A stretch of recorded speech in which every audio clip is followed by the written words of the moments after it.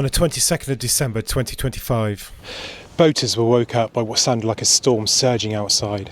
But it wasn't a storm. Bob on narrowboat Sefton was woken up by his dog, wanting to go out. He didn't want to take him out in what sounded like a gale blowing outside, but he relented and eventually opened the doors. His dog jumped out of the towpath and ran off. Bob, worrying about his dog, stepped off the boat, but Bob didn't step onto the towpath. Instead, he was falling. He hit the towpath and twisted his ankle.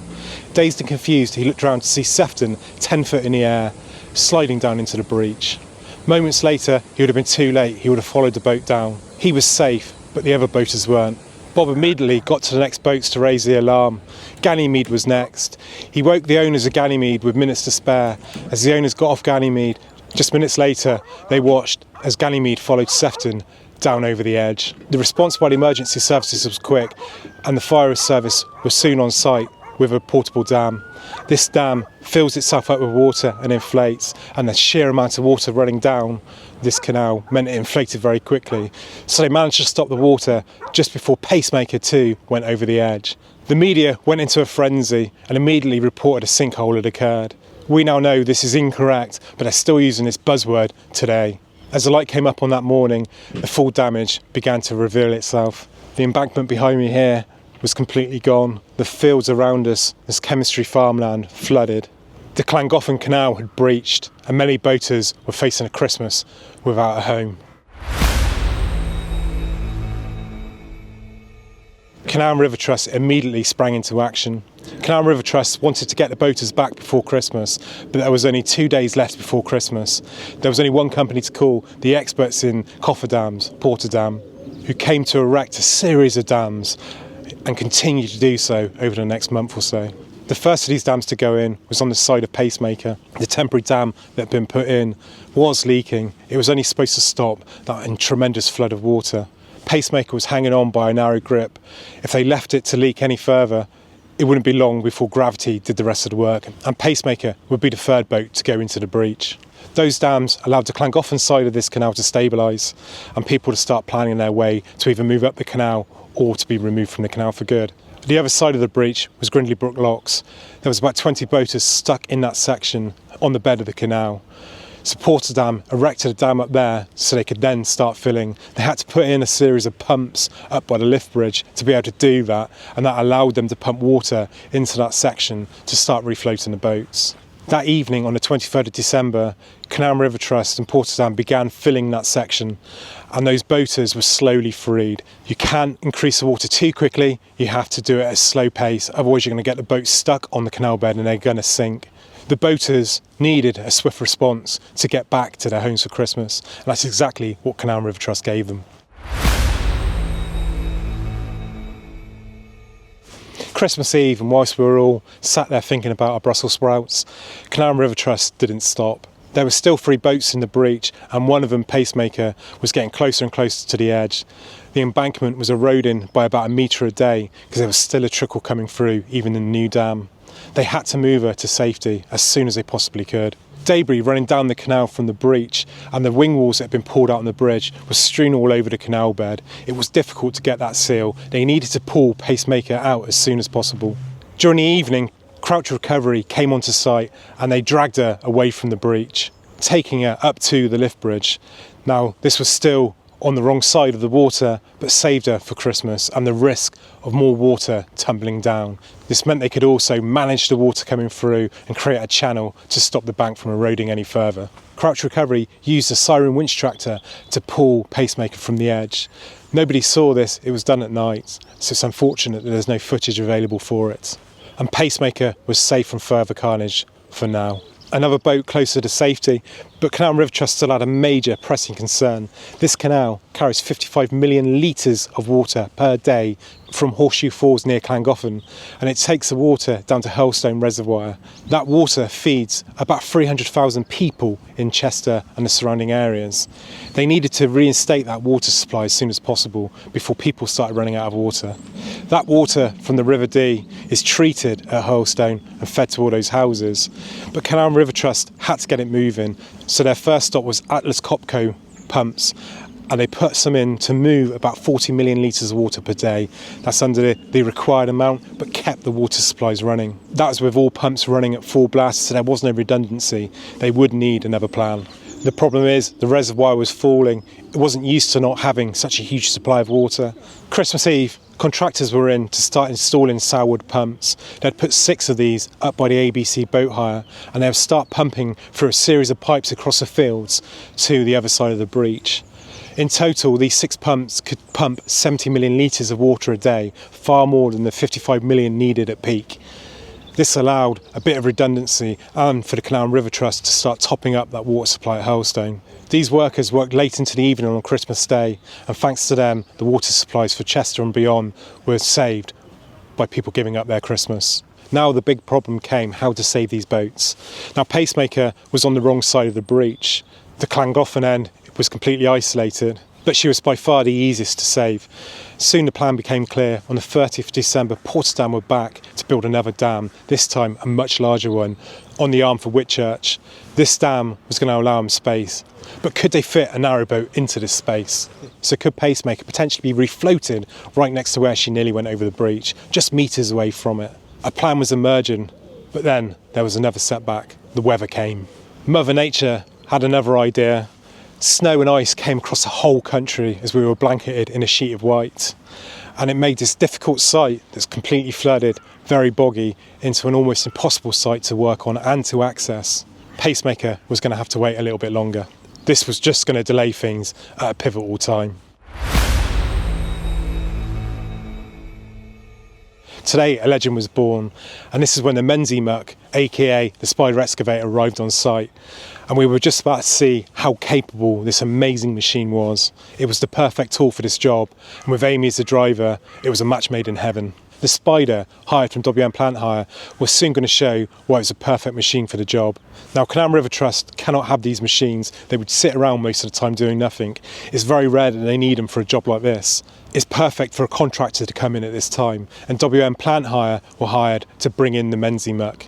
And they were just about to prove why this machine was needed. The spider became famous overnight.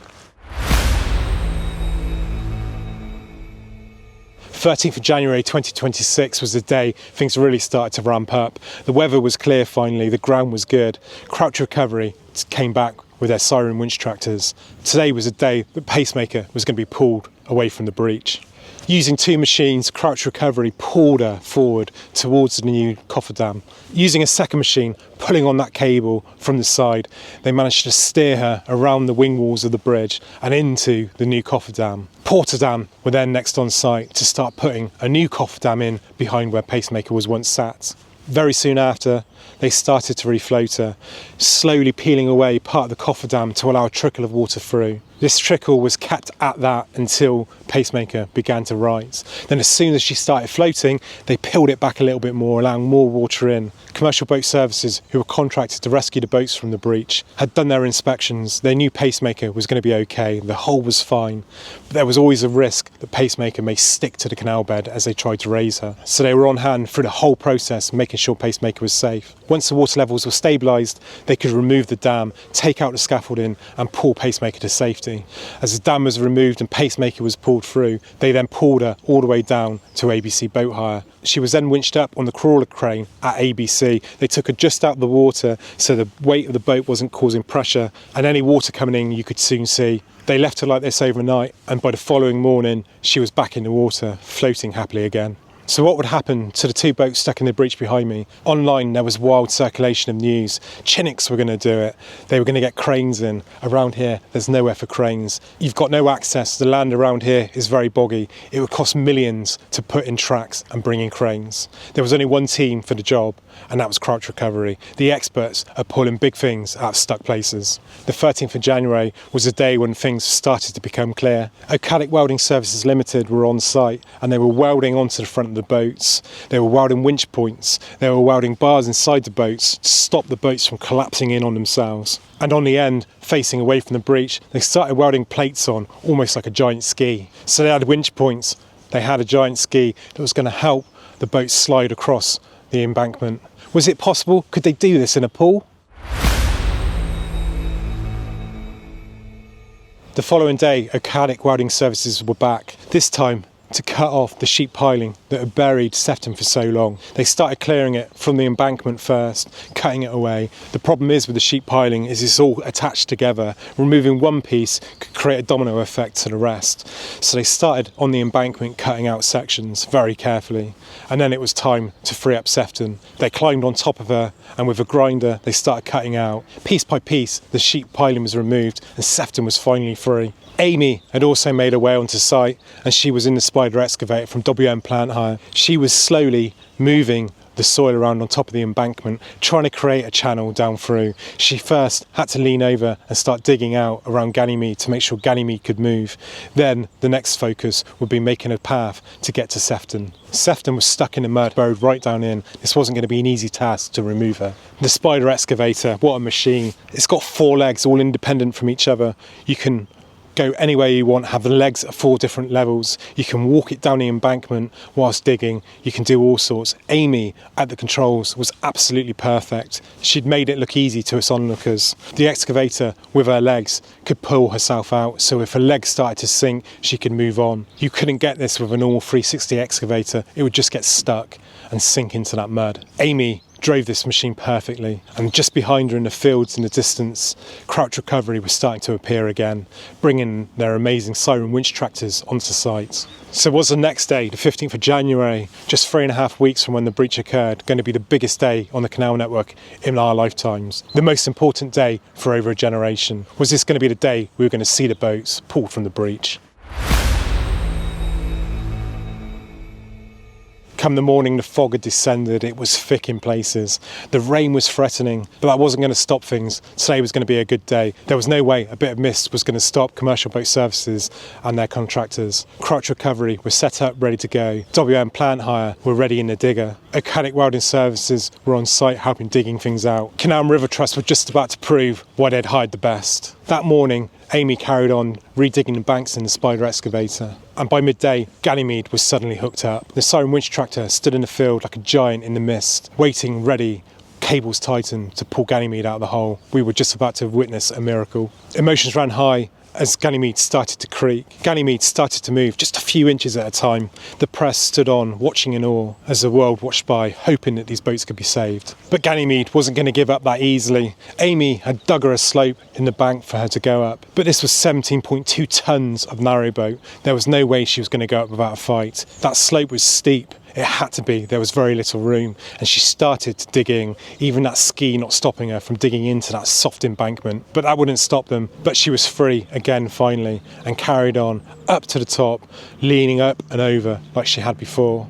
But she wasn't going to fall back into the breach this time. Crouch Recovery were ready to pull her up and over. She fell down slowly into the canal bed and was once again at the top of the breach. They inched her forward, closer and closer to the water. They had to make room for another boat yet.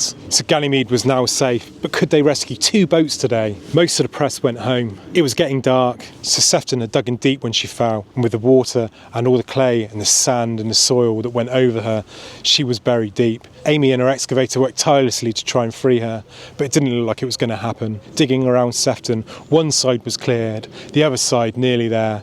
But it was dark, the mist had descended, it was getting thicker. Everybody was told it would happen the following morning. But Crouch Recovery would not be deterred. They wanted to get this done in one day. The news soon started spreading. Sefton was going to be pulled this evening. The air was tense. Could Sefton be pulled out today? She was facing the wrong way. Her propeller was going to become an issue, even with that plate they'd welded on. Her weld deck was buried deep into the soil. Even after the digging, she was still down inside. Sefton was not going to come up easy. The odds were really not in her favour. Crouch again rigged up their incredible Syren machine. They tried to move her. She wouldn't budge.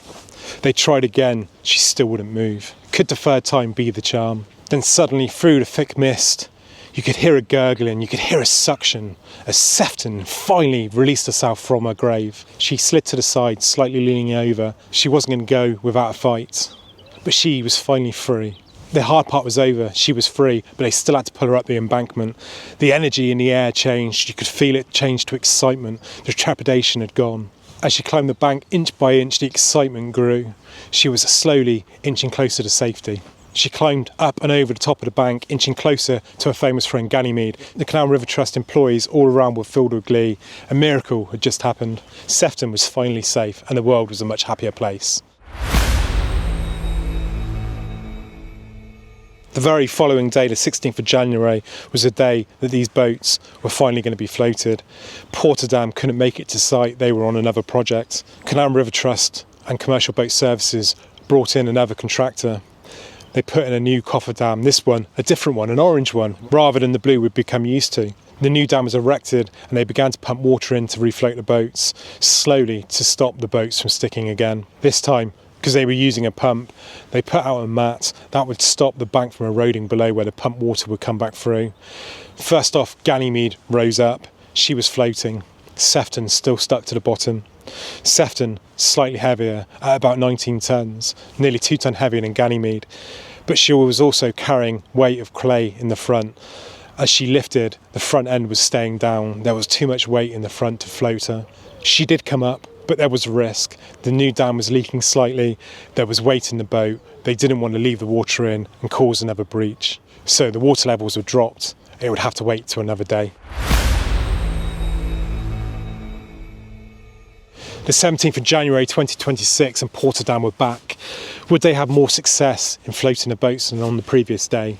Another dam was put in, 3 in total, to try and stop the water coming through from the canal. Commercial Boat Services started to fill, washing the boats down as they went. They sprayed water into the front of Sefton to try and loosen the clay that was stuck inside her. They dug it out as the water levels were rising. Again, Ganymede went up first, floating no problem. Sefton, slightly heavier, took a little bit longer, but she soon started to rise. And this time, she rose even. The work they had done to dig out her hatches had worked.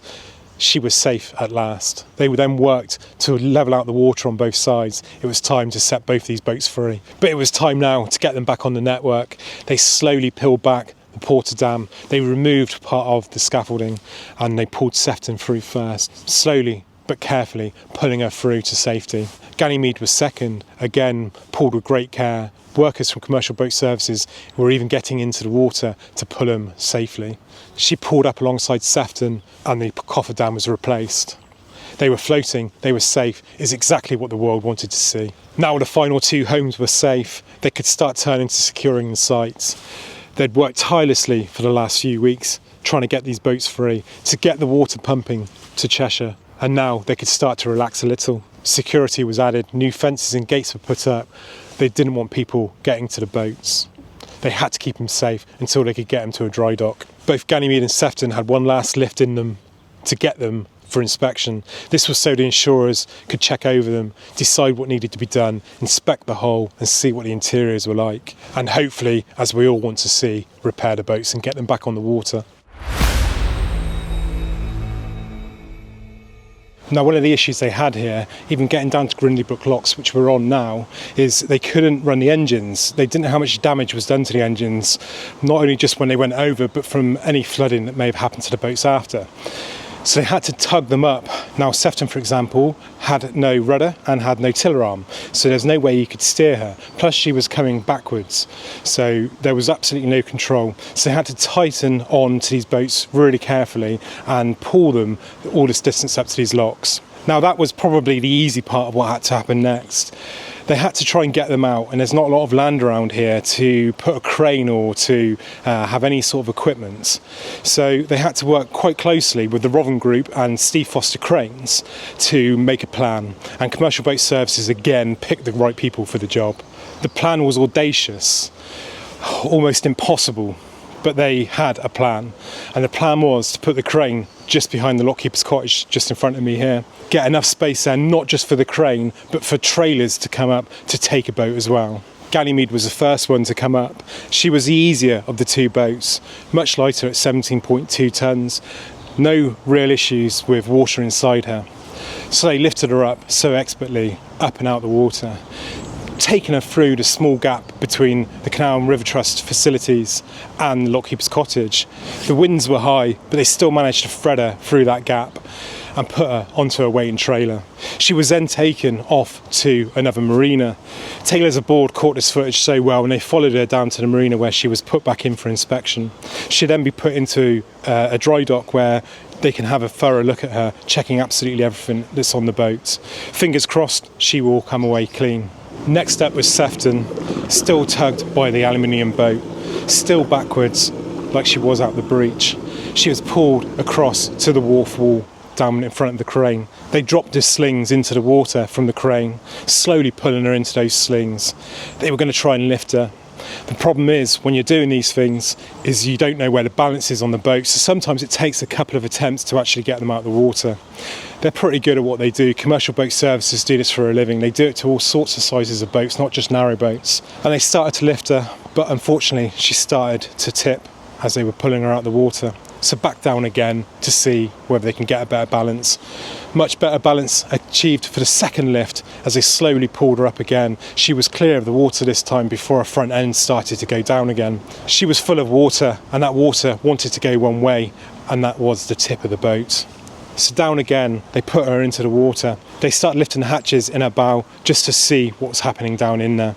They couldn't see any water in there. Since levelling the boat out, it'd gone back down. They couldn't really lift her up and pump her out because it would have been dangerous. So again, they adjusted the slings, hoping to lift her on the third time.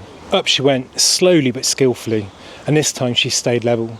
They lifted her slowly but delicately, higher and higher, to make sure she wouldn't move. They didn't want any swift movements. A jerk could cause her to move again. They pulled her around, slowly pulling her through the gap, threading her like a needle between the two buildings. Past the tree, through the gap, the cottage clear behind. It was time to put her down on a trailer. Slowly, they dropped her down. She was finally on the trailer. Now she was about to go for the ride of her life. Used to going 4 miles per hour, she was going to go a lot faster on the trailer. They strapped her down for safety. They didn't want her coming off on the road. Taken to a secret location where nobody knows, so she can be fully inspected without intruders. Will she be seen again on our network? I think we all hope so. We've all sort of grown quite keen on her over the time that she's been in the breach and her rescue and everything that happened. We've all taken such a tragic event and it's all become such a happy one. And I think that happiness will only be fully achieved when we see her cruising past us on the canal network. Now time to prepare for the months ahead. Repairing this breach, this is going to cost the Canal and River Trust millions, and they need your support more than ever. The funding on the canal network is abysmal. It's never been enough before even Canal and River Trusts were a thing, and as time's gone on and inflation's happened and the actual real-time costs of what they're getting compared to the money coming in is meaning that the Canal and River Trusts have very little money.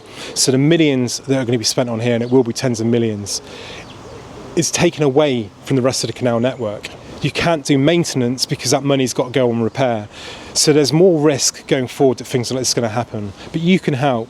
The first thing I want you to do is to go in the description, find the Fund Britain's Waterways petition and sign it. That is an appeal for more funding from the government. The more of us that sign it, the more likely that they're going to actually listen. And at the moment, they're not listening. There's no interest for them to increase funding. It doesn't help them in any way. Despite the fact that the canal network is worth £6.2 billion per year to the UK in both local economy, health and well-being, nature and all the other things that come with the canals, the government or the people running the government don't directly make money from it. So they have absolutely no reason to do it or no will to do it.